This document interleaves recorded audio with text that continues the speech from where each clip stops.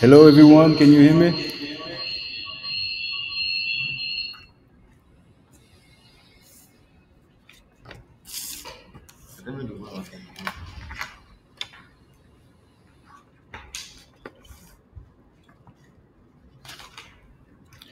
Hello, everyone. Can you hear me? I can see Mariam Ispahani is. Yeah, I can hear you. Yeah, sure. We very happy to have you. You on time. This is good. So, uh, we will give a few minutes to let more people join. Okay. Hello. Okay. So, Mariam, you are in California right now, right? Yes, I am. Oh, you back? I thought you was traveling or something. Yeah, I was. I'm based in San Jose, which is Northern California, Oh, and now I am in Los Angeles in Southern California. okay, that's fine. Okay, so people are getting in. We have James Aiken. James Aiken, salute and thank you for accepting the call. Hello, ça va? So, what, Good afternoon James? to you all. It's an Yeah, honor to be here. yeah. So, James, It's an you honor. speak French. James is from Nigeria. Yeah. Et Yes. je parle français un peu. I speak very little. Ah, that's so Oppo. cool. That's cool. Mariam, do you speak a little bit of English too? English, yes, for French. sure. I But French. I studied French for 7 years, but wow, don't ask me to speak. wow. How can you explain that? Oh yeah, I forgot. It flew off. Yeah, yeah. Okay.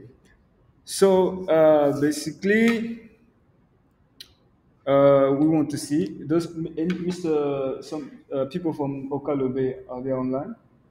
Like Mr. Okalobe, Mr. Herman, because I'd like to give them also a few time to speak. So today it's day two of our hackathon. First day was on Monday. We had an expert from Egypt that did an amazing talk about agtech and how they are solving deforestation problems through the company. Today, we will have not one uh, expert to speak, but we'll have three. We have Lynette Muhuru from Kenya. Then we will have also James Aiken from Nigeria. And then we will have Mariam, who is the CEO of Solari Bioplastics from California. That will be the last talk of the day. Um, I am having a message from Lynette. I think she's mistaking the link, so let me text her the right link so that she can join us.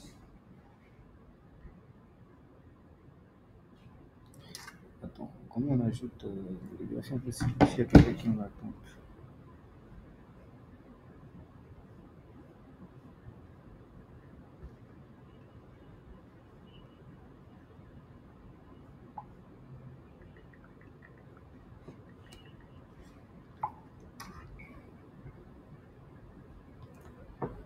So hopefully she joined. So maybe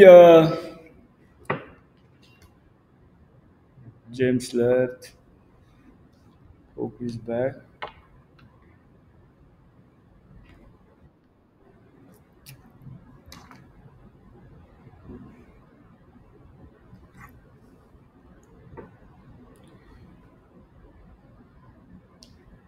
Lynette, can you hear me?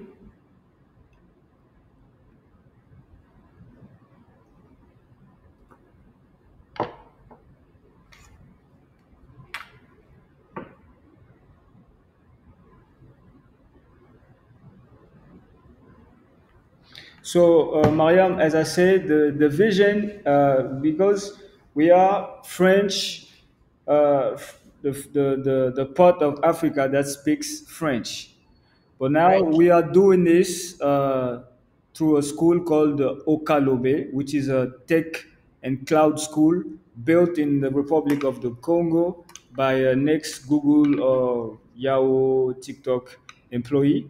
And the vision right now is to connect, because there's some barriers between people who speak French, some kind of barriers between people in Africa who speak French and those who speak English. So we want to break those barriers. We want to have initiatives like this to break those barriers, to connect even more with our fellow friends or brothers from English-speaking countries, so that we can build together, so that we can co-create and solve problems that we have in the continent. That's basically the whole idea. This is the first initiative of this sort, of this sort. So it will be today. You will make a presentation. There are participants in the call that will learn from you, and hopefully they will get inspired. And then on Friday they will come to pitch something from what they learn, from what they know themselves, about how we can tackle deforestation problems in the Congo Basin. So Friday will be the last day where they will pitch something tangible that three judges will choose the best idea from, so that we can give them a symbolic gift for this hackathon. That will be this. So James Aiken will be part of the judges. So participants that on the call, we want to introduce you. We want to introduce you to the judges that we will have on Friday. James Aiken, you can maybe introduce yourself to the participant and tell them that you will be one of the judges. We have three judges, and James Aiken is one of them. So James,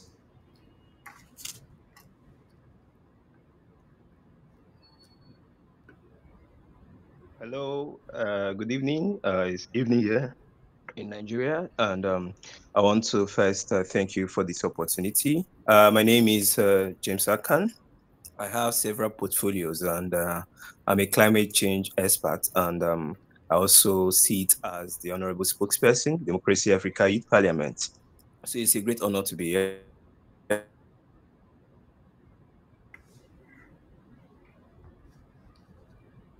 And I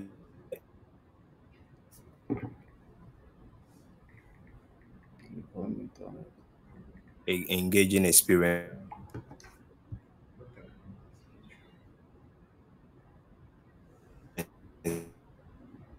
with all of you. I thank you.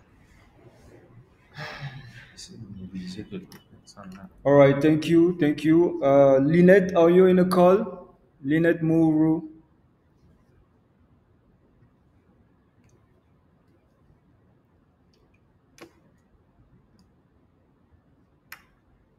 Okay, Lynette, I think Lynette is not in the call. So James, maybe you will you will move away to your presentation. You have 20 minutes and 10 minutes for Q&A.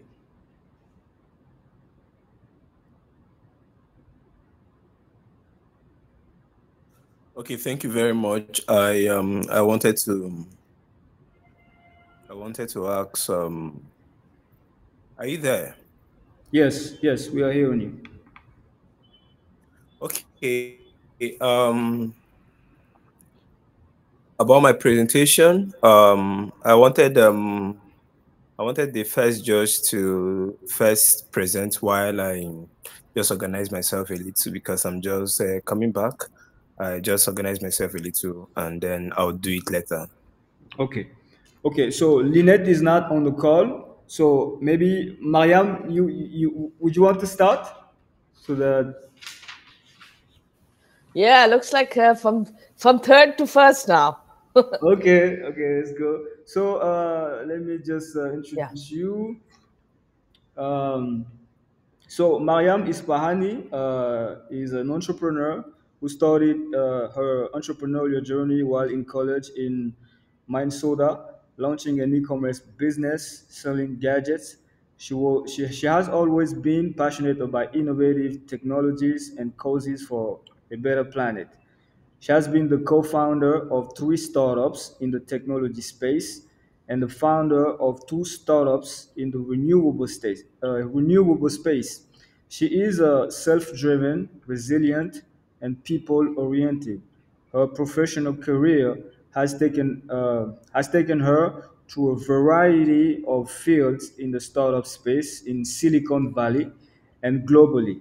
Mariam holds an FAA private pilot's license, so we have a pilot, and enjoys flying. She is a published author too of short stories and poetry, speaks multiple languages, including French, that she has learned for 7 years and has traveled extensively. So we will let Mariam start his presentation.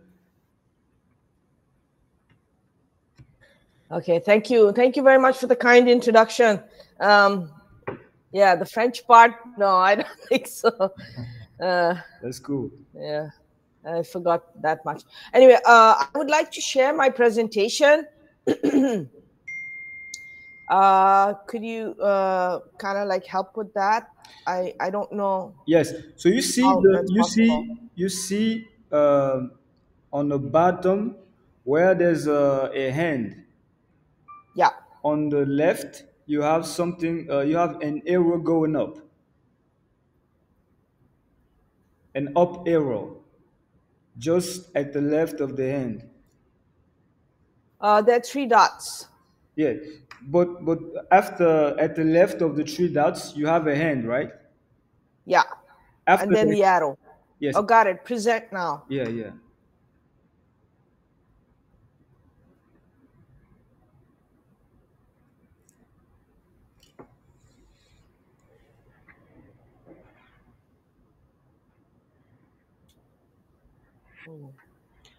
And while you're sharing your screen, I will give parole to our uh, official sponsor, which is Mr. Okalobe, who is the founder of Okalobe School, which I introduced to you very recently, so that he can salute you before we start while you're sharing your screen. Yeah, I was trying to share the it wants me to share the Chrome tab, so I can't do that. So I'll have to share the entire screen. I'll try. Let's try from that. Yes. Okay, can you see that? Yes, we are seeing your screen. Okay. Yeah. Mr. Okalobe, is he here? Hey guys, I'm just gonna listen and watch. You guys can run the meeting, but welcome everybody. I wish you guys the best. I'm the founder of Okalobe School. It's a cloud engineering school in Congo. I used to work in the US for 15 years for tech companies in Silicon Valley. But yeah, I'm here just to learn. Don't worry about me, okay? Okay, thank you. Thank you. Okay, so I'm on full screen mode. So from my side, I can see the full screen. Yeah, we are seeing your screen very well. Everything is perfect. Okay. Okay, so first of all, thank you very much. I really appreciate this invitation to speak. And it also gave me an opportunity to learn a lot more about the Congo Basin than I ever knew. And so we're going to focus on that, but we're also going to focus on my work in plastic pollution and solving that, as well as my work as an entrepreneur, which I have enjoyed and been passionate about. So that's why I picked this topic: plastic pollution, carbon emissions, and the Congo Basin. My company is Shonali Bioplastics. So we all need the Congo Basin. It is known as the lungs of Africa. And this has a local as well as a global impact. So not only is this something which is important to the countries, the 6 countries that make up the Congo Basin, but it's also extremely important on a global level. We'll get a little bit into that. When we talk about global goals, usually we talk about what the United Nations countries have sat down and discussed and put together. And for example, they talk about net zero, that by 2030 or by 2050, we need to get to net zero carbon emissions, right? So what do we need to do? We need to reduce emissions, and at the same time, we need to capture carbon. These 2 things are extremely important moving forward. When we talk about carbon, we usually refer to the carbon footprint. So there are different ways of calculating your carbon footprint. What we have to do is to reduce the carbon footprint. So should we use a car? Should we use a bicycle? Should we use recycling? Is recycling working? What are these greenhouse gases being emitted? How to reduce those? So we're always thinking about carbon footprint and lowering it. Little bit about misconceptions about that. So there are a lot of people who think that, oh, if we recycle, that is greatly improving, our standing. But actually, carbon emissions saved are very little. So for example, replacing your car with an electric car, hybrid car, that shows you like 0.8 emissions saved per year, right? But when we go down the list, people thinking, okay, maybe, I'm going to take drastic action. I'm not going to use a dryer. You have a washing machine and then you have a dryer. I'm just going to dry my clothes outside. So you use certain amount of carbon, but it doesn't make that much of an impact. So on one side, you see that we think this way, but actually on the other side, on the green, these are the emissions that we are saving.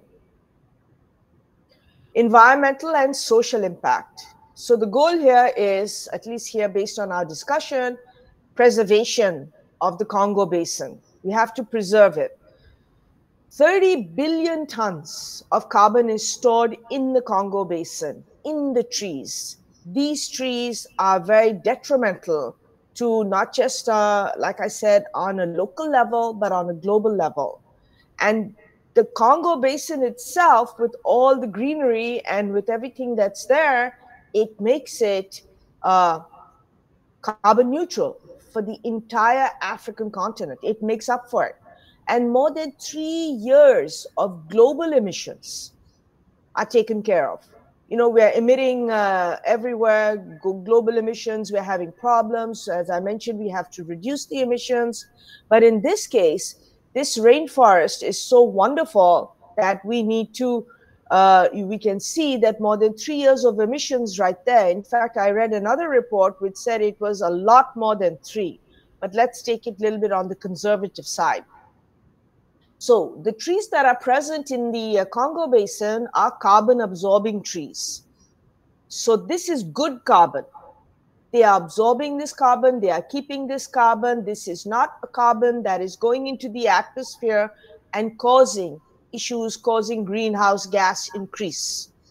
And we need to tackle deforestation and the poaching of animals. There has been a lot of deforestation, and there has to be some kind of, they have to be, as yesterday you heard a presentation, there are different solutions on how to work on this. So you have to find alternatives to just chopping down the trees at a mass level. And the ones who are doing this mainly are the corporations. So in fact, there's a Central African Forest Initiative, CAFI, that was launched in 2015. And there are several countries that are part of this in the Congo Basin, as well as this is funded by UNDP, World Bank, FAO, as well as several countries like France, Germany, Norway, the Netherlands, etc., because they believe that something has to be done. The main thing is we need to reach the United Nations Sustainable Development Goals. We need a balance. So we need to reduce the emissions. We need to preserve the Congo Basin. I like to keep a very positive attitude. People talk about the glass being half full and the glass being half empty. And I like to think that the glass is full completely, because whether you have water, you have air in there, we really need a positive attitude to survive and in order for us to be taking climate action, to do something about the issues. So, solving the plastic pollution problem. This is one avenue, and this is one that I took. So I decided that, like, let's do something about reducing plastic waste so that we can not add to the carbon emissions, but we can decarbonize, we can decelerate climate change. A little bit about the plastic pollution problem. Plastic waste is everywhere. I'm sure you're seeing it in your cities, wherever you are located. And unfortunately, recycling is not working. We still have to do our bit to recycle, but more than 91% of plastic is not recycled. And we have plastic in our oceans. And on top of that, we have a huge issue of microplastics. All this plastic breaks down into tiny little particles, and we are inhaling it. It is in the air. We are eating it. It is all around us. A little bit more about plastic in our oceans. This just gives you a little idea. Let's just say we have a plastic bottle floating in 2009. When you look at it in 2019 and in 2109, when we are all on another place, still that bottle is going to be around. This is not good for the planet. And when we take a look at the rivers are filling up with the oceans. The plastic flows in there into the oceans, and it shows us like the different rivers. For example, in China, in India, in Africa, you can see the Nile, for example. And so these statistics show that plastic is in there. So where is plastic used? You know, we're talking about all this plastic that's all over the place. So primarily in the packaging industry. So many things are packaged. Sometimes even you find 4 apples, 2 bananas wrapped in plastic packaging. No idea why. So we have it in the packaging industry, a huge problem in the building and construction. A lot of plastic is used in the automotive industry. They are trying to change that, and electronics. And when we go down the line, we see far less in agriculture. So these are just some everyday items that are made with plastic. So you must be familiar with, like, for example, the straws and balloons and shopping bags. These are all things which we use, and these are like everyday. These are all made with plastic. But here are some facts, shocking facts actually, about plastic. That these plastic cups and bottles and bags and things like that, these items, they do not disappear. They do not biodegrade, go back into the soil, vanish in nature. They stay for several years, 600 years, 1,000 years. It depends. They're not going anywhere. These are all petroleum-based plastic. So we have an issue with microplastic pollution. As I mentioned earlier, the big plastic pieces, they break down into tiny little plastic. So what is microplastic? These tiny particles, if you just imagine a grain of rice, that is about the size. And now we have a bigger problem. We have nanoplastics, even smaller. And these are not even visible. So they are in the air, on the ground, in the rivers, and we can't really see them. and they are floating everywhere. And we need to, and the interesting thing is they have been found on all the continents. So not even Antarctica has been spared. The biggest issue here is that not all plastic is bad. Single-use plastic is a menace, is an issue, because this, and we use it one time and we dispose of it. One-time teacups, one-time juice cups, one-time bags for shopping and such. So we have to say no to that in particular. And we found that, my team in Chonali, we put together this image that, okay, how can we reduce plastic waste? There are many ways of reducing it. You can take action by doing simple things like you use a certain type of packaging, take your bag to the grocery store, take it shopping with you, buy clothes that are not with plastic, many of them are, recycle, don't use those one-time cups and bags and, forks and spoons and such. But overall, we need green, sustainable solutions.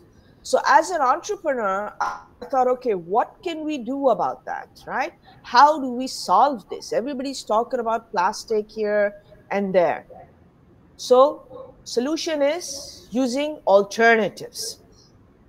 When we talked to people, we said that like, okay, so, why are you using these cups and bags and all this single-use plastic and polluting the planet? And they said, well, if we had something else that we could use, then we would use it. Then the idea came that we need to provide these alternatives. Came up with the bioplastics alternative. So I started this startup after I had a solar energy startup, which was actually doing quite well. We sold in 8 different countries in Africa. We sold in 2 different countries in South Asia. And we got things going till the solar home system started to get a little bit saturated. So I decided to hop from that market, that space, the renewable solar energy space, to solving plastic pollution. And I decided to solve it with bioplastics. What are bioplastics? These are plastics, so you can say, but made from plants. So they come from nature and they return to nature. So,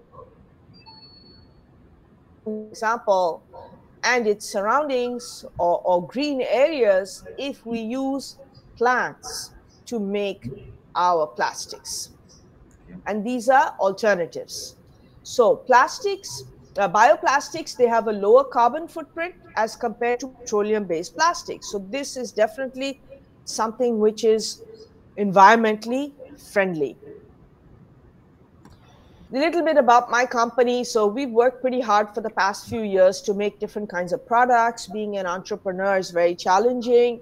We have limited funds. We are also right now seeking investment to commercialize our products. We have lots of customers who are eager to work with us.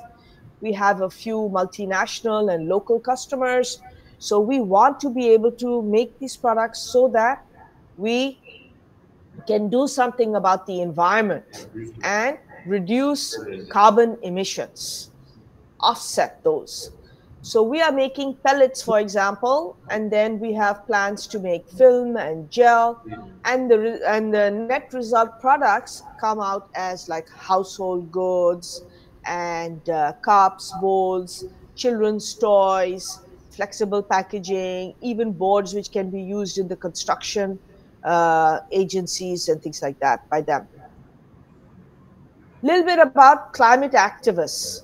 So everybody's trying to do something, and so these are just some posts where it says we talk about Shell, which is the big petroleum-based company, and we would rather have an ocean shell than have that, right?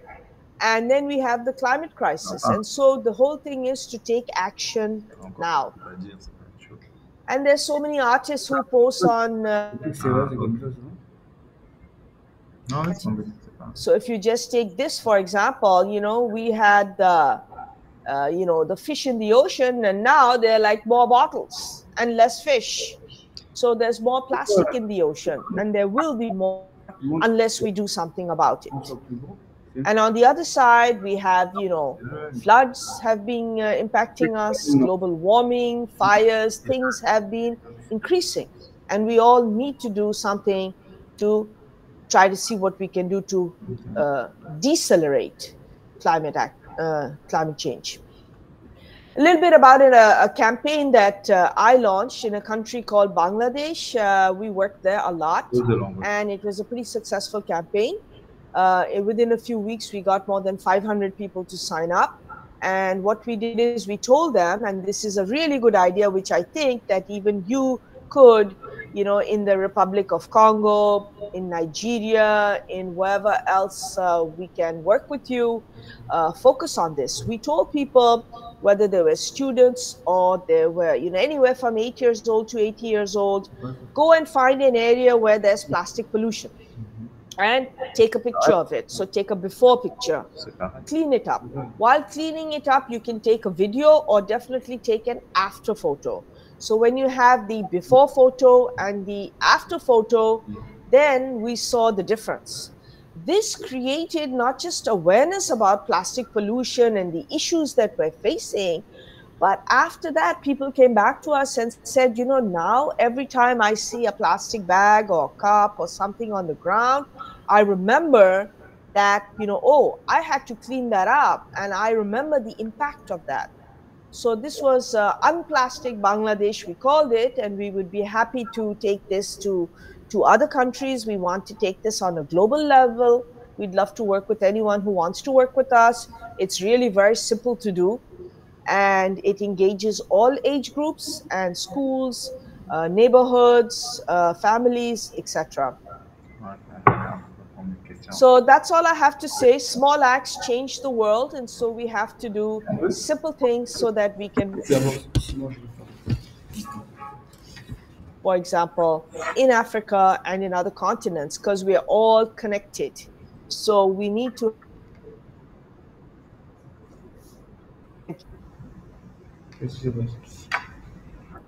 All right, let's make some noise for Mariam. Mariam, thank you for this great presentation. We have learned. Thank you very much. Yes, we have learned a lot. You are turning plants into plastics to save the planet. Congratulations for that. We will take questions. We will take two to three questions, so that we can move to the next presenter. Okay, Exose, you have a question? Okay, let me just switch on my camera. Okay.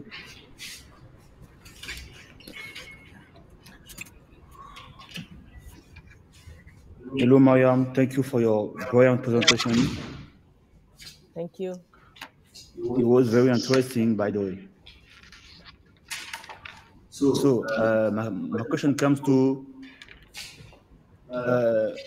had you already been thinking about the Congo Basin before this event, or is it's the first time do you be exposure in this topic?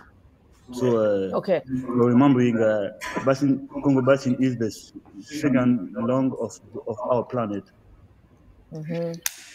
Yes, of course I knew about it before, but I learned a lot more in the past few days. Because having been in the renewable space for 14 years, it's not that I'm not aware about, what people in different countries are doing. I work with a lot of youth. I have actually worked in some programs in Nigeria. And so, yeah, I am quite aware about what's happening on our planet in general. But I must say, I did not know most of the things that I learned in the past few days. And I'm really happy I did.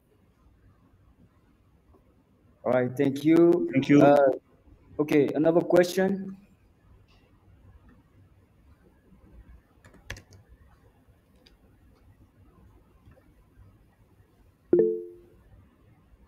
Okay, Noe, go ahead.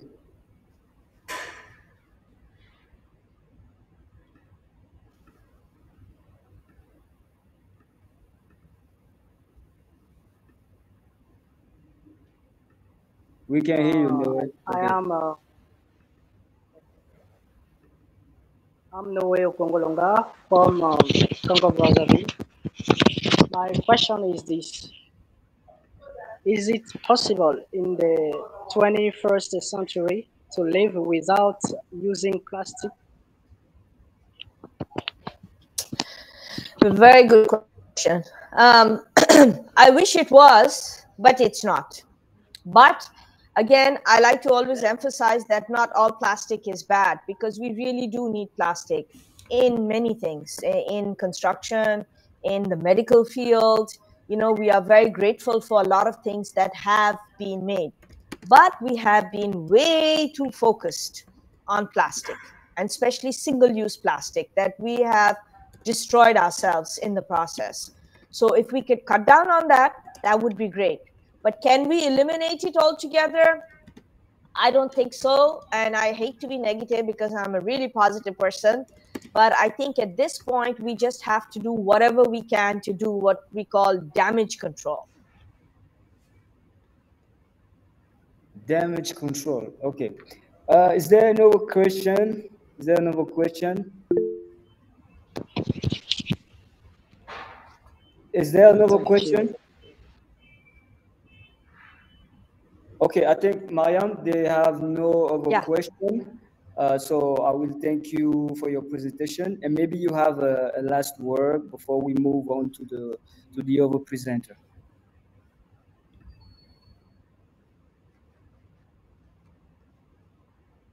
Whatever works, let me know. So I'm available. Thank you so much. Okay, thank you. So Lynette, Lynette, are you in the call? Are you listening?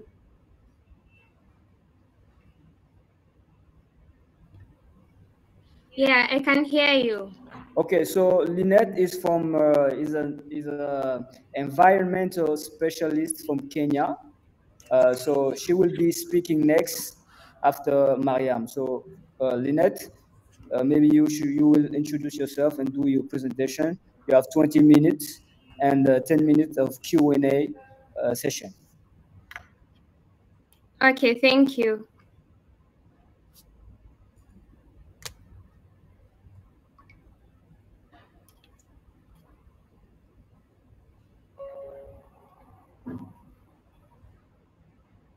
I hope you can see my slides.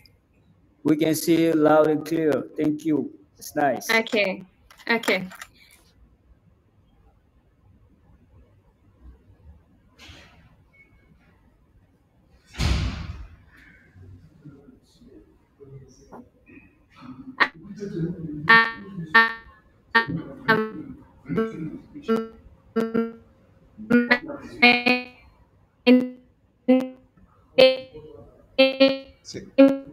C'est quoi le délire?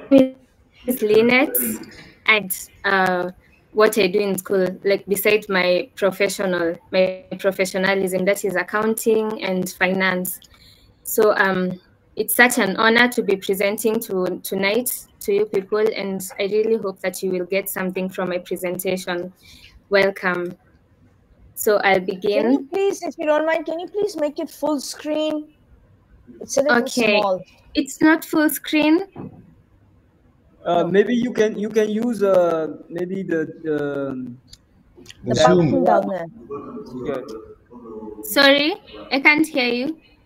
You can go to how do you say that, diaporama. Do you have a? Okay, maybe I can help, Madam Lynette. Maybe you press that icon that says from beginning. Maybe you press that icon that says from beginning. Okay.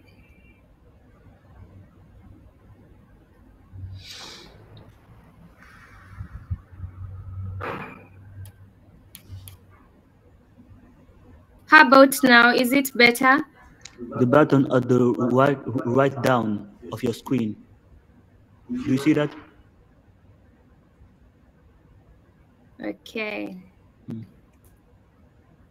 Let me try. Okay, let me maximize. How about now? Not this one. The button. Okay. On the left. On the left. Is that better?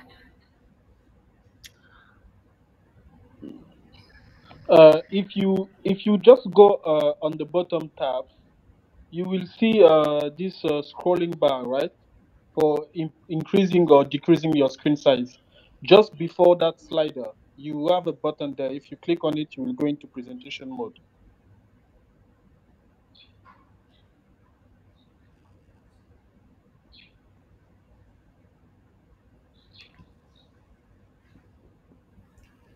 Exo, micro, faut bloquer. Hein. Ah. Toujours, à base. I think she's frozen now.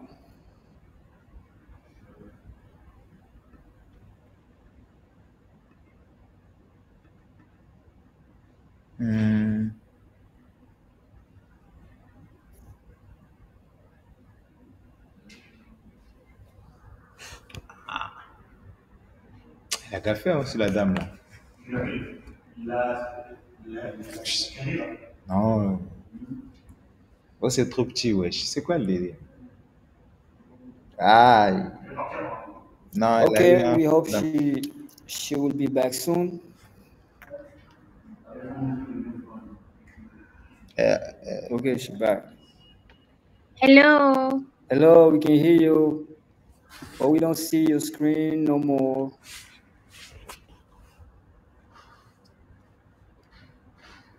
Lynette, you are on mute. You can turn on your microphone.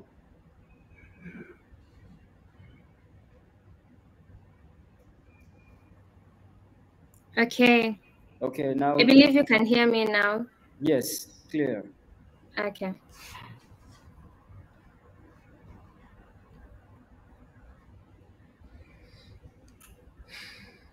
I think you will have to cope with this, guys, for now. Okay, let's go. Can you see my slides? Yes. Okay. Let me begin.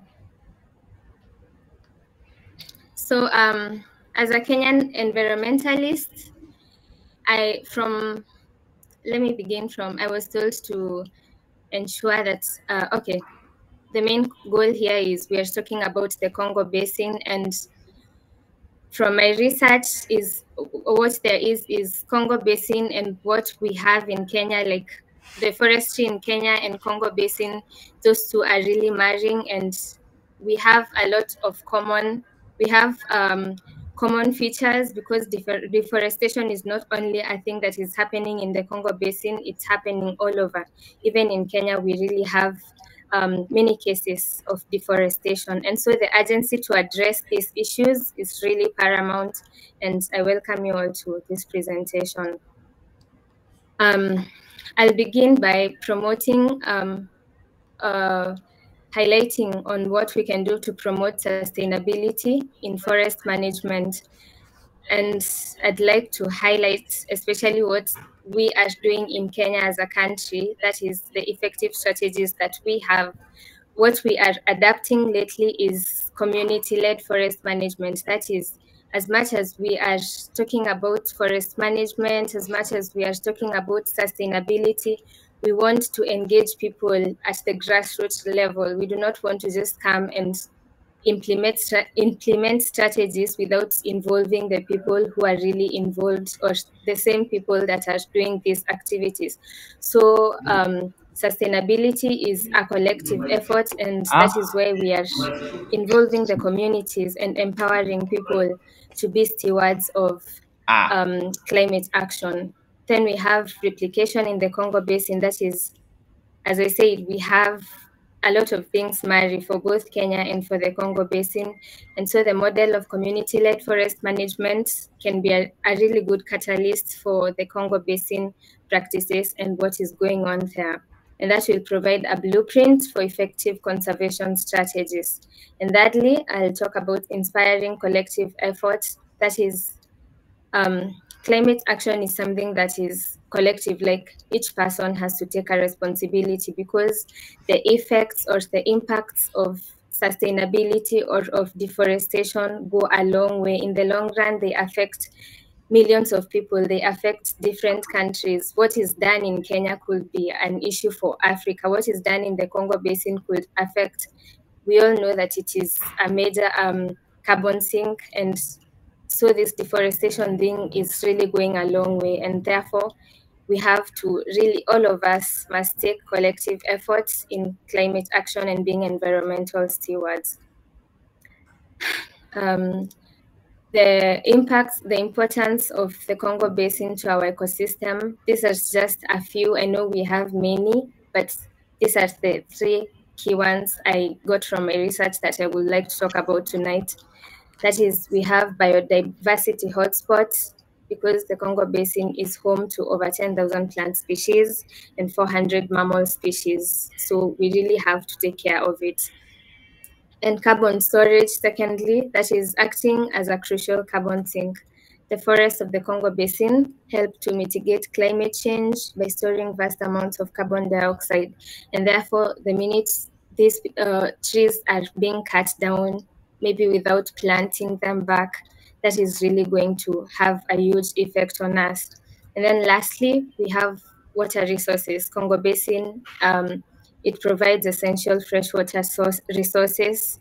And as we all know, it's a rainforest. It has those huge canopies, and they harbor humidity. And therefore, the moment we are cutting down trees, there are like the water vapor evaporates, like it's not held anywhere. So even the rains, like it really goes a long way. We have to, I like that we are talking about it right now at this particular time. The next aspect is the existing challenges and threats that we have in the Congo Basin. I categorize them into 3: the environmental impact, the climate vulnerabilities, and the socioeconomic factors. And for the environmental impact, we have deforestation, poaching, and infrastructure development, which is posing as a really huge threat to the fragile ecosystems within the Congo Basin, endangering their biodiversity. And secondly, we have climate vulnerabilities. The Congo Basin, as we all know, is facing increased climate stress and environmental changes, impacting its carbon budget, biodiversity, and wildlife habitats. Then lastly, for the socioeconomic factors that are posing as threats to the Congo Basin, we have population growth. This is Africa. So people are multiplying. We have people, the more people are increasing, people want resources that are scarce. That is why we have people encroaching the Congo Basin, cutting down trees, perpetuating deforestation, and therefore we need to emphasize the need for sustainable development and conservation initiatives there.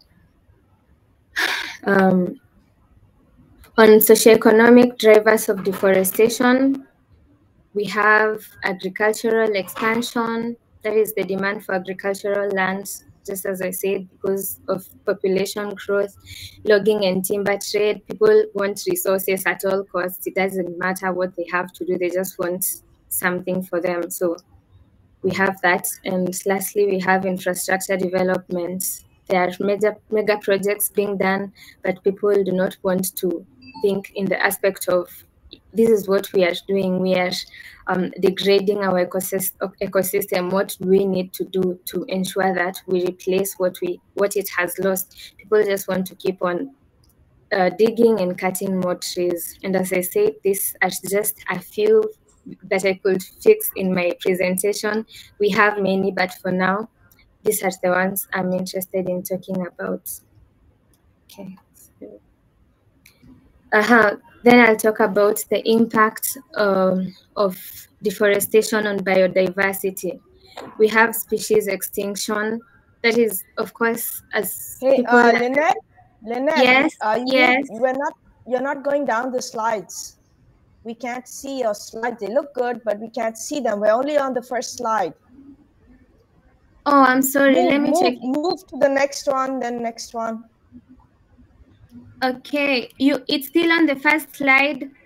Yes, it's still on the first slide. Oh, I'm sorry. How about now? Can you see the second one? No.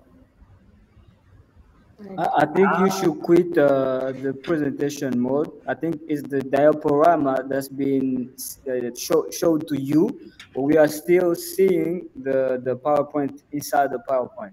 So you should stop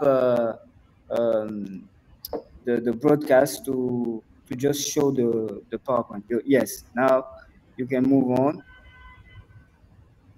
Okay, let me try. Can you change the slide?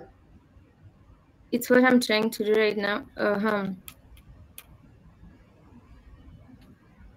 Can you see this slide? Can you see a different slide on your screens? Yes, now it's okay. Okay. I'm so sorry. I didn't know you guys are not following with me. Thanks to Mariam for letting us. Yeah, thank for you. Thank you talking very much. for everybody. Yeah. Okay. So I'm here.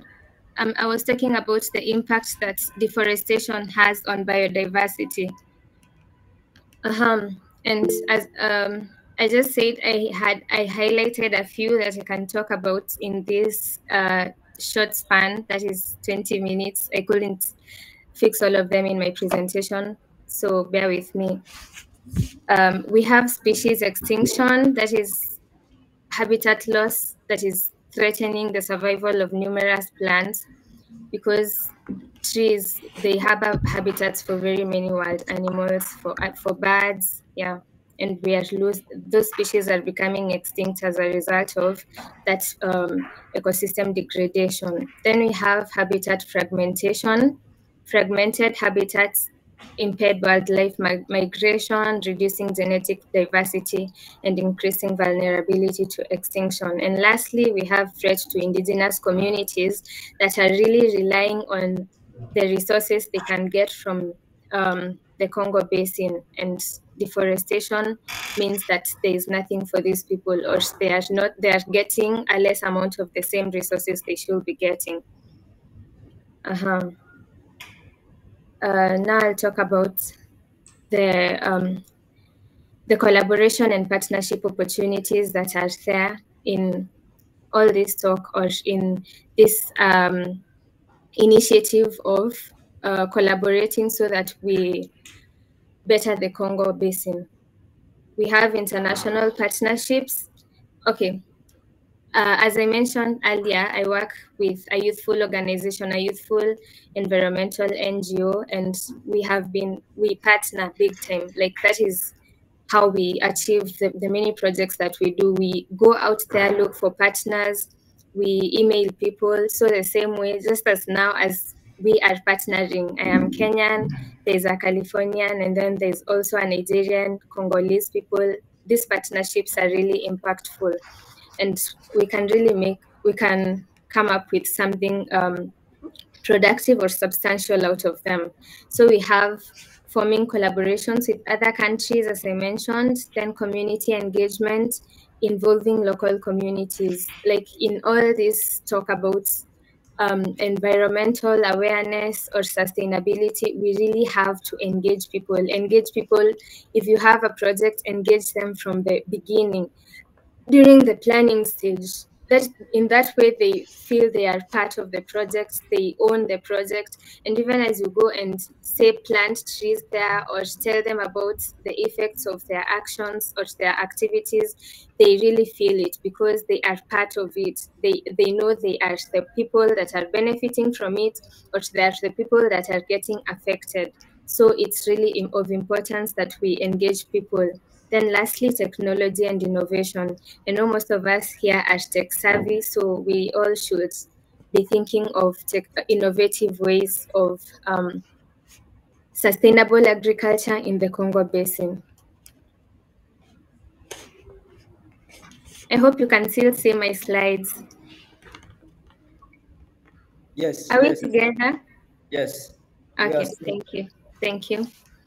The strategies that we can consider for preservation, we have protected areas, that is establishing and managing protected areas to conserve critical habitats and promote sustainable land use. I don't know about, okay, I'll give an example of Mau Forest in Kenya. Mau is in Narok County in Kenya. That forest is protected by KWS. KWS is Kenya Wildlife Service agents. We also have RDU units that have been deployed there to take care of that forest. Actually, we had people literally moved out of there. Last year, with my fellows, my fellow ambassadors, we went there and we planted 100,000 trees. And what stood out is you could literally see bare plots of land, plots that in which people had had started living in, others had started farming in those plots. Like people encroached the forest, lived in there until the government took initiative and moved them out. And even when we were there, you could tell a few people were not really happy about us coming to do it. But it takes time. Like climate action, of course, there is resistance in a few instances, but it's something that we really have to do. And we just need to talk to these people, make them understand the importance of what we are really doing. Yeah, so we have those protected areas, like the Congo Basin should be protected from these kinds of activities like deforestation. Then we have climate change mitigation, addressing climate change by reducing emissions from deforestation and promoting sustainable energy solutions. And lastly, community involvement. I know that has been coming up and again in my conversation, community involvement, because I trust and I believe that the moment you involve people, these people take ownership in what you are doing for them. The moment you make people understand the importance of the initiative you have for them or the benefits they are getting from something, they take ownership. Unlike going there, doing things, you're not even involving them, of course, they will be really resistant. But all the same, even in cases of resistance, we really have to handle people the way they are. If they're resistant, give them time, maybe they will come around. But if they still don't, we really have to mitigate against climate change. And so, yeah, we really have to continue being stewards for environmental sustainability.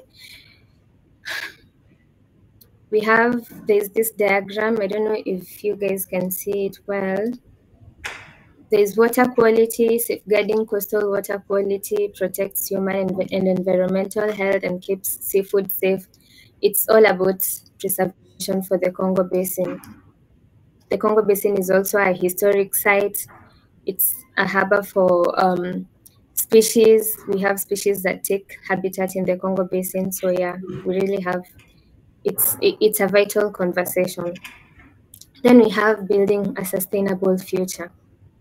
First, we have to conserve and protect biodiversity, then sustainable resource management. Third, we have community empowerment and livelihoods. And lastly, we have climate change mitigation and adaptation. How are we going to involve these people to engage stakeholders, and who are we really engaging and collaborating with in all this? There's this diagram, my 5-step idea or approach to stakeholder engagement. We first have to set vision and have the ambition, like we have to have clear goals on what we really want. We have to define our objectives. We have to be focused. We have to identify opportunities, and we have to prioritize. The stakeholders we are engaging here, we have the government agencies. Like for the Congo Basin, we have 5 countries that are involved in it. And therefore, I believe if the 5 of them could come together with reforms for the Congo Basin, it will be really good. Like that kind of partnership, law enforcement and management will be really critical for the Congo Basin. Then we have local communities and indigenous peoples incorporating traditional knowledge into conservation. Then we have private sector. Those are businesses, people that have their own organizations. There are people that actually the private sector is really doing much in the whole idea of climate change. These are the people that are partnering with the government, or the people that come looking for even younger NGOs or organizations, fund them to carry out these initiatives. So yeah, we can involve also the private sector to promote sustainable practices in the Congo Basin. Yeah, from there, I'd like to share my story. I hope you all will enjoy it. That will be my conclusion. I'll end it by sharing my story in fighting climate change. As I mentioned earlier, I am a young girl who is passionate about climate action. And to mention, when I started doing environmental initiatives, I didn't start because I was so passionate about it. I don't know how to put it, but it's something that I just found myself doing, and with time, it became a cause close to my heart. With time, I became so attached that I even prioritize it over anything else. So I joined Youth for Green Action Kenya from 2023.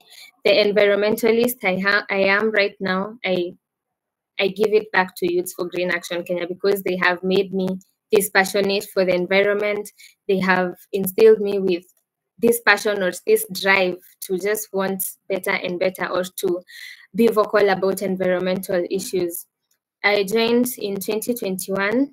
I was a first year in campus, so I joined as a volunteer. And in my institution, I spearheaded a formation of a club. When I was still a first year in campus, I initiated formation of a club. We registered a club as a chapter for the organization, and positively, I got these people that held my hand, like people that shared the same vision as myself, and that is how we grew the club together, and we are doing great things. So right now I am the finance assistant at Youth for Green Action Kenya, and these are just a few of the projects I have participated in. I have participated in several, but I felt the need to talk about this. I participated in 2 mangrove planting drives in Mombasa. Mombasa is in Coast Region in Kenya. That is, the most recent one was between 24th and 29th September 2023. That is last year, where we planted 35,000 mangroves, which is vital for coastal protection and conservation of marine life. You can see a photo of myself there. We were carrying them to the plantation site. And as the finance assistant, I oversaw the creation and execution of the budget, and yeah. It was key to running the operations of about 200 volunteers and purchasing seedlings. And of course, we also, you can see, okay, all volunteers were in these blue t-shirts. You can see it's been written, Mombasa 35,000 mangroves. And we have these who are not in t-shirts. These are the locals. They came to help us plant. That is why I'm talking about community engagement in our initiatives, because these are the people, like right now, we are not there, but they are the people that are at the ground. They are the ones that are overseeing what is going on. And on 4th and 5th March this year, myself and the CEO to my organization, we visited the same site. It's called Potteries Creek. We went for a post visit, that is for monitoring and evaluation purposes, and the mangroves are really doing well. Okay, we have a survival of over 60%, though a few dried up because they succumbed to desiccation. Along the seashore, we have silt deposits from the inland. So the water is drying up towards the inland, like there is water towards the sea, but on the shores, the mangroves that are so close to the shores, a few of them dried up because of desiccation, like loss of water. So we had another project the year before, in February 2022, where we planted 20 mangroves still in the coast region. The next tree planting is in the Mau Forest. I talked about it. It's a really large forest region in Kenya. The Mau Forest is as I said, it is in Narok County. This is where we were doing that 100,000 trees. The photo, you can't see the plant, but trust me, I was planting a tree there. Yeah, so it supports an extensive array of biodiversity and underpins the water supply for agriculture, hydroelectric power, and domestic use across the country. And the forest preservation is crucial for maintaining Kenya's water security, climate regulation, and the livelihoods of millions. Yeah. We were 300 volunteers while we were doing that project for 100,000 seedlings. Yeah. Then I also participated in this one. We were doing 10,000 trees in Kakamega County and tree planting initiatives in various counties. As a member of Youth for Green Action Kenya, I joined my fellow volunteers. That was in May 2022. And by June 2022, the organization had planted 100,000 trees in various areas. And just to mention, as an organization, we have our mission is future in a billion trees. Like, we hope to do 1 billion trees in the near future. That is our vision. So even you as an individual should have a vision. What do you want to achieve in your field? What do you want to achieve in what you do, and especially in climate action? Yeah. And in my home county, charity begins at home. Tarakaniti, my cousins and I have planted trees around our home and encouraged neighboring youth to do so too. Then lastly, yeah, this is, as I said, I spearheaded the formation of a chapter in my institution, that is the Technical University of Kenya, in 2022. My schoolmates and I joined to open a chapter to pursue environmental conservation and promote awareness. For this photo, actually, we had gone for a charitable visit in a children's home in some place in Kenya called Juja, and we planted trees. It's just that I couldn't get a photo of us doing the planting, but yeah, we joined them with the children to plant. Like, we facilitated the purchase of the seedlings, and we joined them in planting those tree seedlings.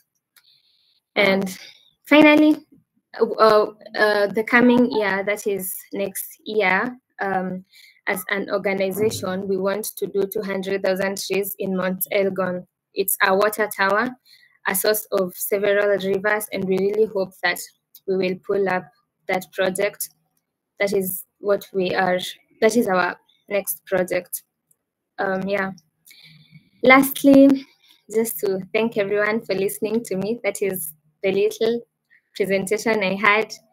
As I said, I had 20 minutes. I hope you have gotten something from me, and I hope to continue learning even as the other presenters continue presenting. If you have any questions for me, I am here to respond to you. I hope you learned something. Thank you. Thank you so much, Lynette, from your presentation. We saw that you put your heart into it.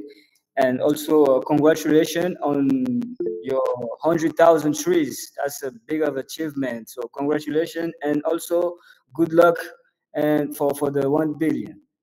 You look up to 1 billion trees. Okay, so now I will let people ask you some questions. Eden Jeve Ngwanda, you can ask your question.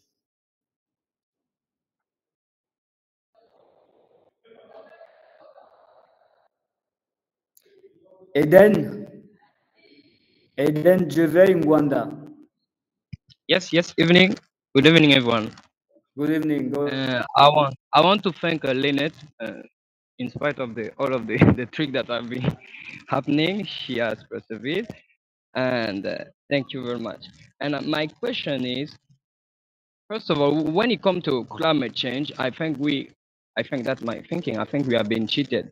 What I mean by that is that we, the Africans, I mean, from Congo and all of the other countries in Africa, we have not been doing the destroying very much. We have been on the pause, and other countries have been doing the destroying with the carbonize and all of the things, and we have to do the keeping.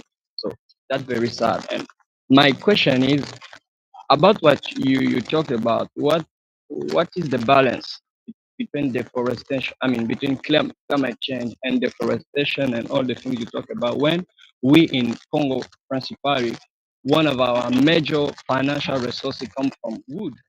It comes from petrol, it comes from those natural resources that have a key role to play in climate change. What is the balance? How can we go about it? How can we practically do something about climate change when all of our money comes from wood, principally, it comes from petroleum, principally, and we are just now trying to build our agriculture and all all the other domains of financial resources. So what is the balance? Can we really do something practical? I'm talking from Congo and from other countries of Africa. Can we do something very practical about climate change when our money comes from wood, our money comes from petroleum? That in Congo, that's basically the two principal sources of our money. That's my, I hope you catch me. Okay, I got you, Eden. Thank you for your question. I'll just give you an illustration. I like that you mentioned how can we maintain the balance, because it's about balancing really. One of our donors owns printing, German Imaging Technologies. He owns print. Okay, they manufacture climate smart toners and printers, and he mentions all the time to us that the main reason as to why he partners with us or gives his donations towards environmental sustainability is because in their manufacturing they emit these gases. That is already something that is negative. And now what are you doing to mitigate? What are you doing to make a difference? That is why he feels the need to partner with environmental initiatives, and if not partner, then support them in plantations, in anything, in these climate action initiatives. Like, that is his way of giving back. What I mean is, as much as people are cutting down trees, the balance is definitely fixing the mess we have. That is, you cut down, you restore. I remember during our project, there were some bubblegum trees that had grown along a river, and they had to be cut down. That is because they were absorbing water from the river, like they were contributing towards the drainage of that river, like the river drying up because the water was becoming less and less gradually. So those trees were cut down, and we replaced those trees with trees that are not absorbent, that do not absorb the water, trees that are just okay, like that. You create a problem. It's like you create a problem, you fix that problem. You fix a problem that is there. I hope I responded to your question. Thank you, Lynn. Okay, Juros, you can ask your question.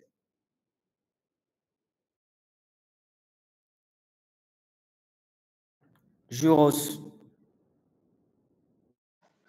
Sorry, I don't have a question. It's a mistake. Sorry. Okay, so Gladys, can you move on with your question? Good evening from Kenya. So it is particularly not a question, but I am hoping to answer, to add on what Lynette has answered about the challenge of the issue where many communities still rely on trees as a source of maybe income through charcoal, through selling wood and other activities. So I'll take an example of a Kenyan case. Sometime back last year, it was late last year, our president rolled out a day, a particular day, and we dubbed it as Tree Planting Day. It was a holiday for the whole country. So the idea was, for every tree we cut, we plant 5 more trees. So as much as we rely on these trees for all the benefits that we're getting from them, for every tree we are cutting, we should be planting 5 more trees. And by then, not only will we be having a benefit, but then it will also be conserving the climate and maybe avoiding the climate changes that come as a result of it. Also, he mentioned something as this being a problem from the West, and as us Africans, we tend to suffer from major climatic effects, but this is a result of what the Western countries are doing. So to maybe talk about this, I would say the first thing is always owning up the problem. It's too late. We can't, as much as we really want to solve the solution as an African country, these are the major influencers of the space.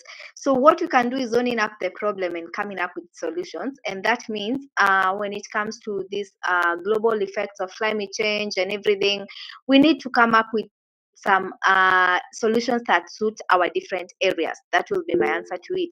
And as much as we are cutting these trees, can we try conserve the indigenous species, because these are some natural species that it's quite difficult to find.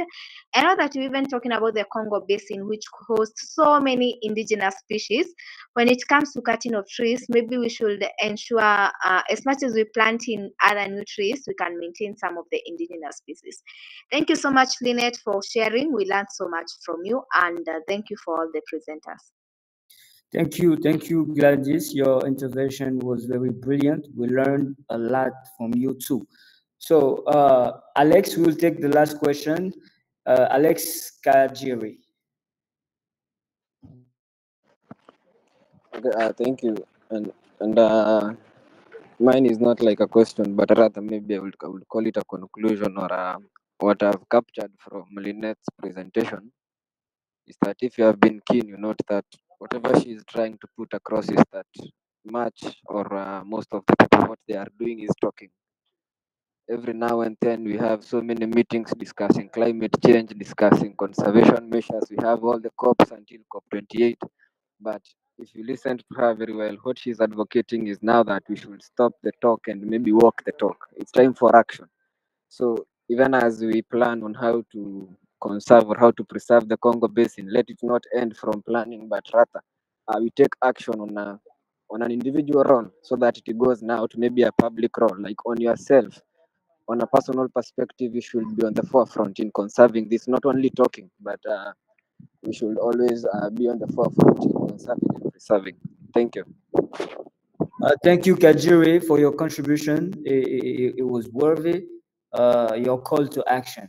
We need to act. That's a great way to conclude. So thank you, Lynette. Thank you very much from the bottom of our heart. We also saw heart in the way that you were presenting. So we see that this is something you live and you do. You always in action. You already in action, into action. So now allow me to call the last presenter, James Akan from Nigeria, so we can wrap up this event. Thank you very much. Thank you very much. I've enjoyed the presentation so far, from Mariam to Lynette. Wonderful presentations, and I am not a very big talker. I just will go straight to the point.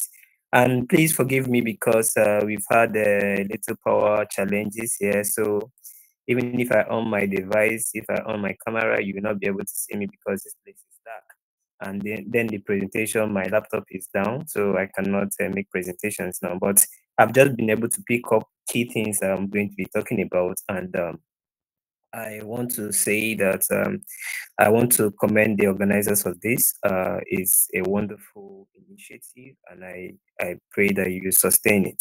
So the two speakers have already given the background, and they have given a very big insight to the conversation we are going to be having. And I don't want to say what they have already said. So I'm just going to be picking key points, and then I will also share the story I have working with communities, working with marginalized communities, and working with communities that have been affected by deforestation, that have been affected by carbon emissions and other climate activities.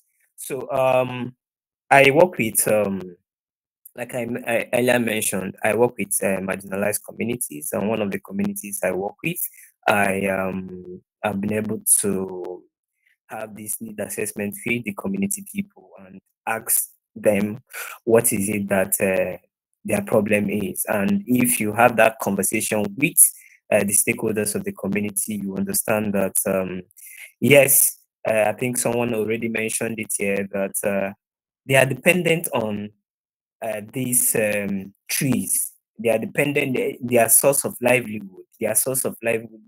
Their source of livelihood is in these trees. In fact, for the community I'm working with, they produce oil, and unfortunately for them, because of the reckless oil exploration and the climate activities that go on in that community, the occupation, the preoccupations, the occupation they have, that's fishing and farming. The soil has already been damaged because of oil spillage. For such community, the only source of livelihood they will have is just that cutting down trees and probably selling to other communities for gain. So in such situation, what kind of conversation would you be having with this community? So what I've been able to do as a climate change expert is to engage these community people in that conversation. I think recently, I think sometime in November, I held a climate change mitigation and adaptation conversation with them, and one of the things I was able to gain from that conversation was that first, they are very unhappy. When a community has a particular source of livelihood, and then you come to that community and you emit gas, you engage in industrial activity, and then after all you don't even have a sustainable livelihood for them. You don't even employ them in the oil companies that are in that region. It becomes bad that most times they have to take laws to themselves, and get to do protest, and even get to even damage some oil facilities. So in one of the conversation we had with these community stakeholders, they were able to tell us that these oil companies are not doing what they need to be doing, and that is where the advocacy comes in, because you cannot be emitting oil after after all the trees are already down. You cannot be emitting oil, and then you are spoiling, you are degrading the soil, you are also polluting the air, you are polluting the water, and then you are putting these residents in great danger, health danger. If we did a research and we realized that the lifespan of this community, the lifespan of the community is just at 60. So it means that once you get to 60, just get ready to go, and then you imagine what it is going to be for children who are born in that community. So we have a mass exodus of people leaving that community because of this deforestation and carbon emissions, and also the industrial activities that are going on in that community. So one of the advocacy strategies we adopted, my team and I, one of the advocacy strategies we adopted was first to create awareness. I have a radio program that I do engage these community people to come and speak their mind, to state their problems, and also have that have that feedback from radio listeners. The radio is an affordable tool for everybody to listen to. So it's a platform for them to air their grievances, and also speak about the activities that these big bands are making in the community that has impacted adversely on the community. So another strategy I adopted was not just have that conversation, to also get to educate them about new policies that have been formed to address issues like this. There's a present policy in the country which is called the PIA, that is Petroleum Industrial Act, where these host communities are supposed to benefit from these big banks. As you are engaging in your oil exploration, and you are cutting down things, and you are doing so many damage to the community and the wildlife and the water, you are expected to at least provide for the host community. When it comes to social protection policies, you have to provide for them. You have to provide social protection floors for this community, and most of these big banks are not doing it. And so that's where the second advocacy comes, where we have to also try as much as possible. On our part, we've already started it through the advocacy on different media platforms, but on a one-on-one, we've written letters to them, but we've not gotten any positive response from them yet. But outside that, I think another strategy we are going to be adopting is to also sign petitions and also bring the stakeholders. Another thing about this is the issue of corruption. As much as these big banks are supposed to be giving back to the community, and they are not giving back to the community, we have few people in the same community who are benefiting from it, and they are closing their mouths. So that's another thing. We have to be very sincere when we are doing these advocacies. We have to be very sincere to tackle, because as much as I know money is going to be exchanging hands to very few people, and those few people are going to sabotage the entire community. Just for this very community I've worked with, I have seen that happen, and how the people are not really happy about few of them that have actually connived with some of these big banks or big banks to sabotage the livelihood of the community.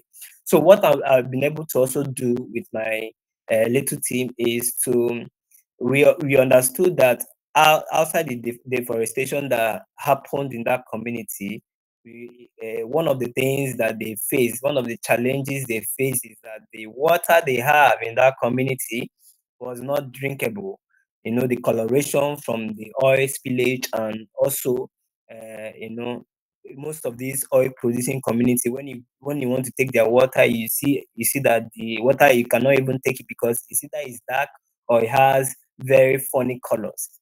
So how do we solve that problem? So I gathered a young team of university students where we were able to deliberate, and through the support I gave to them, and also my we call it I am also a member of the business advisory board of Inatus University of Uyo.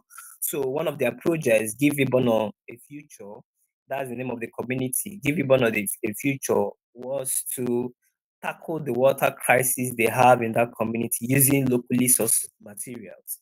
So it's not enough to complain that trees are being cut down.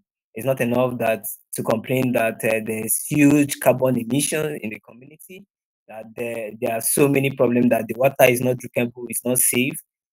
We had to find a way to at least give back to the community, and that is through providing clean and potable water for that community.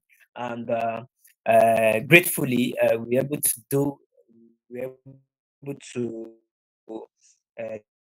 through the help of experts in the Akwa Ibom State Water Corporation, we were able to partner with them, and also the University of Uyo Water. They were able to assist and support these students to get a tank, and also get a locally purification process for the water they consume in that community. Before now, they were going outside the community to bag bags of sachet water. Sachet water, I don't know if you have an idea, it's also a plastic, it's also a plastic, and when they get it from other communities, other local governments areas, they bring it, and it's also what they use, and when they want to dispose them, they dispose them into the ocean, because that community is surrounded by water, and is close to the Atlantic Ocean. So they dispose it to this thing, and then you see that outside the oil, outside the pollution that goes into the ocean, they also have a plastic that they throw into the ocean that also kill the wild fishes in the ocean. So even the ones that took fishing as a profession cannot even catch fishes in that very community. So we were able to think through all this, and then we provided water for them, at least for now.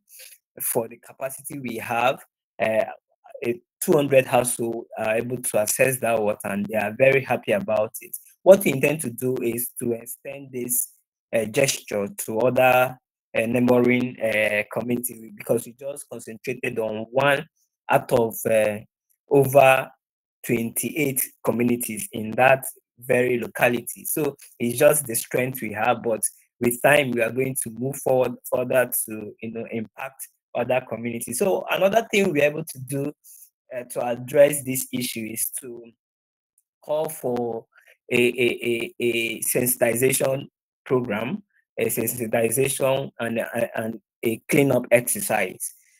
Cleanup exercise in the sense that we realize that people dispose plastic indiscriminately, and if it continues like that, by the time you know it, it's either the fishes in the ocean migrate to other places and they don't come back to that community, or all of them get to die. So it was an opportunity to mobilize young people to participate in that exercise, and we were able to get tangible outcomes.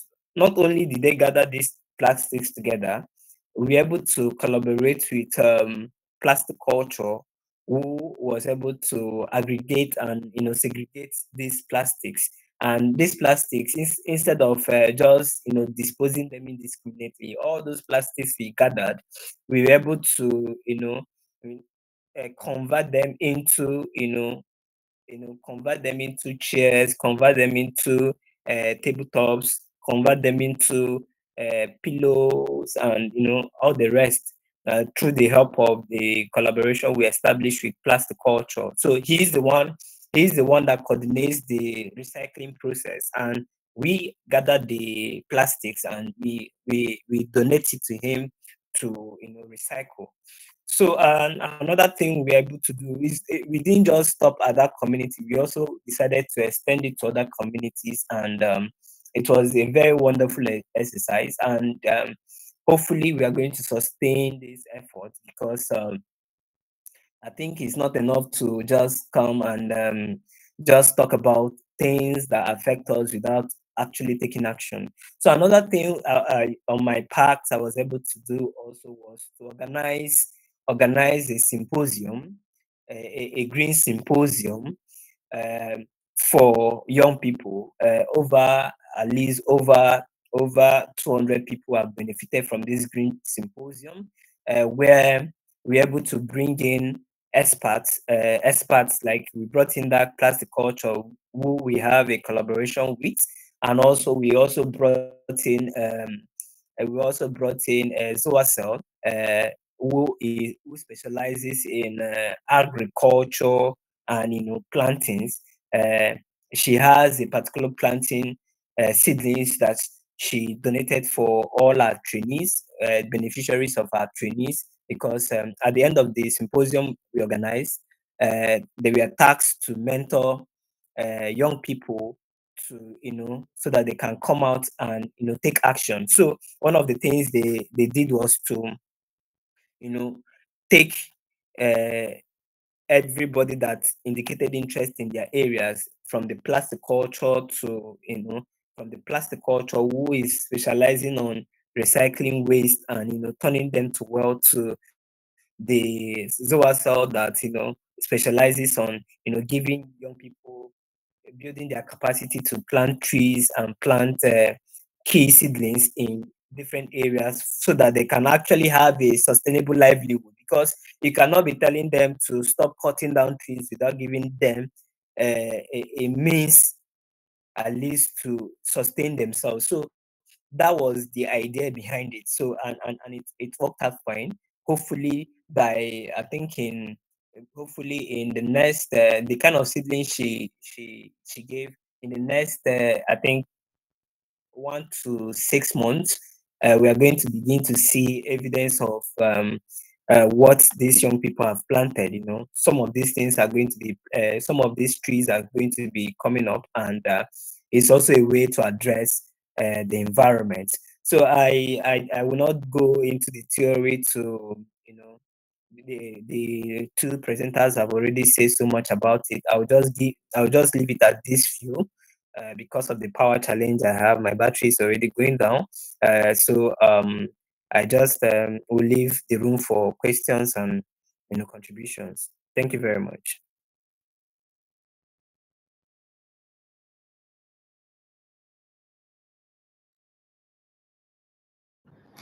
All right, thank you, James, for your presentation. It seems too technical. So maybe Lynette and people that work into environment have some questions from for James. We will take one or two.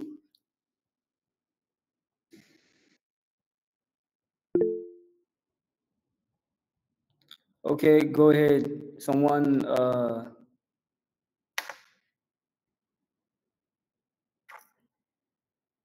Okay, so nobody has a question, right? So Lynette and James, you will be judges for the last day, Friday, right? Okay. Okay.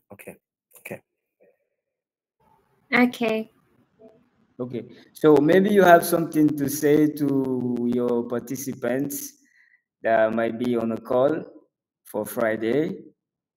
If no, then we will wrap up this session.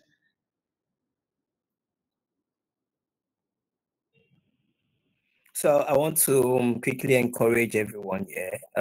What you're doing is amazing, and I see lots of potentials in you. And I would encourage you to keep doing what you love doing, and whatever it is, there's no problem that does not have a solution. And what you're doing is very, very valuable to the growth and development of your country and even beyond.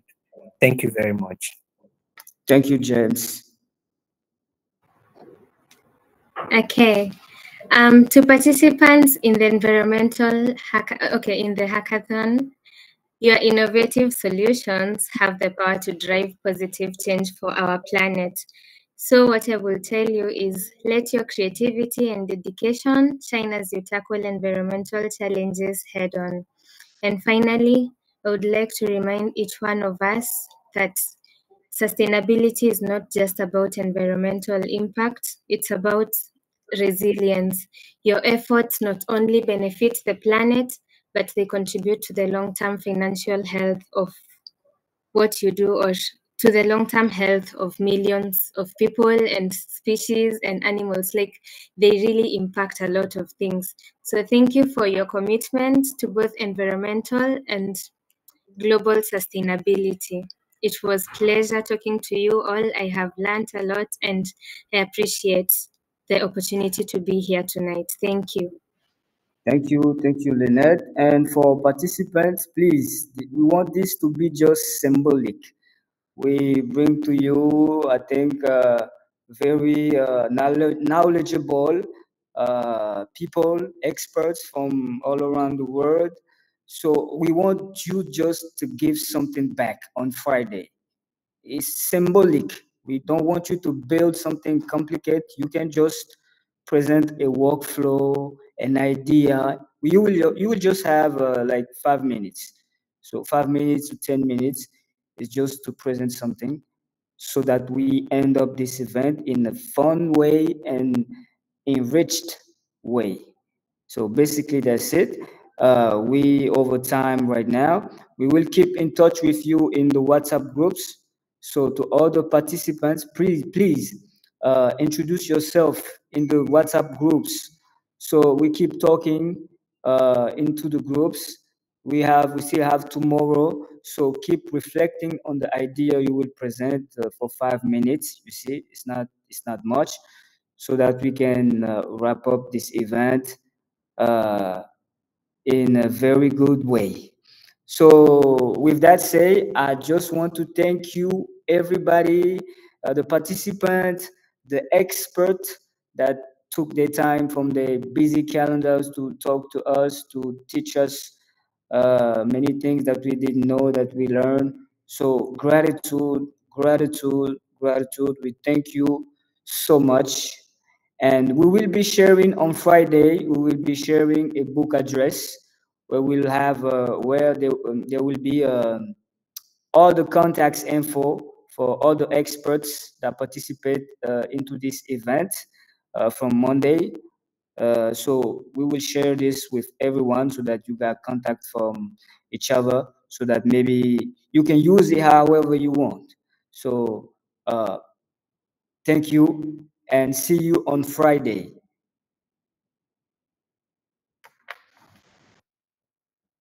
Bye, guys. Thank you.